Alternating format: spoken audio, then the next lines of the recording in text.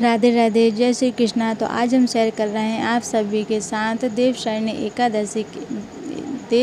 एकादशी व्रत कथा। ठीक है, आपको सबसे पहले संकल्प ले लेना है, ठीक है, और साफ सुथरे कपड़े पहनना है, गंदे कपड़े नहीं पहनना है। तो हम शुरू कर रहे हैं व्रत की एकादशी कथा। श्री कृष्ण बोले, हे धर्मात्माओं, मैं श्रेष्ठ युद्धदुष्ट आषाढ़ मास के शुक्ल पक्ष की एकादशी का नाम देवशयनी है। ब्रह्मा जी ने नारद से कहा था, आज के दिन भगवान विष्णु को शयन कराया जाता है। कार्तिक शुक्ल एकादशी को जागते हैं। चतुर्मास का व्रत इस एकादशी से प्रारंभ होता है। जो मनुष्य ब्रह्मचर्य का पालन कर चतुर्मास का व्रत करते हैं, वह विष्णु भगवान को प्रिय है।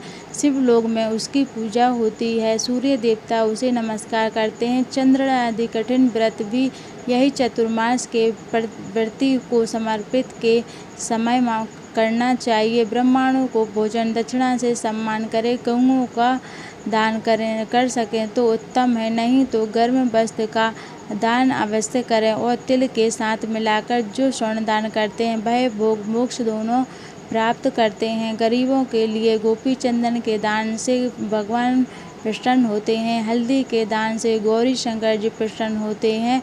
और चांदी के पात्र में रखकर हल्दी का दान देना बामन भगवान की प्रसन्नता के लिए है। ब्राह्मणों को दही चावल का भोजन कराना चाहिए। चतुर्मास में जो एक बार भोजन करते हैं, वह स्वर्ग को जाते हैं। इस व्रत में जो तथा चावल इत्यादि गरीबों को खिलाते हैं, वह स्वर्ग को जाते हैं। अब एकादशी के महत्व की एक पौराणिक कथा कहता हूँ। सूर्य वंश में मानधाता राजा वृद्धि सत्यवती अयोध्यापुरी में राज करते थे। एक समय उनके राज्य में अकाल पड़ गया। प्रजा दुखी होकर भूख से मरने लगी। अनादि शुभ कर्म बंद हो गए। राजा को कष्ट हुआ। इस चिंता में राजा वन को चल पड़ा।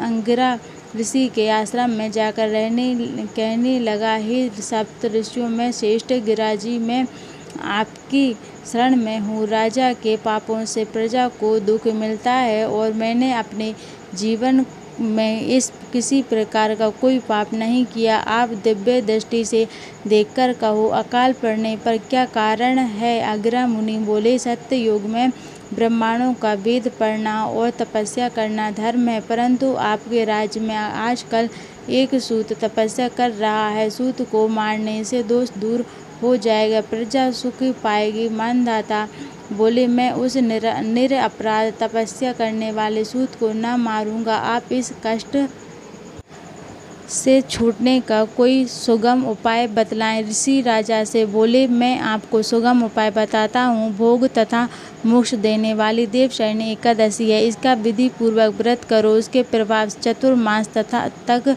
वर्षा होती रहेगी। इस एकादशी का व्रत सिद्धियों को देने वाला तथा उपद्रवों को शांत करने वाला है। मुनि की शिक्षा में मानधाता ने प्रजा सहित पद्मा का व्रत किया और कष्ट से छूट गए। इसका महत्व पढ़ने या सुनने से अकाल मृत्यु का भय दूर हो जाता है। आज के दिन तुलसी का बीज पृथ्वी या गमले में बोया जाए तो महान पुण्य होता है। तुलसी की पावन से भी यमदूत भय पाते हैं।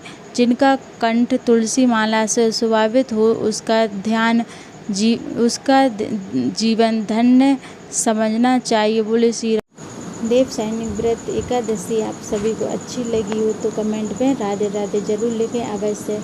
राधे राधे, जय श्री कृष्णा। देवशयनी एकादशी आप सभी को ढेरों शुभकामनाएं। ठीक है।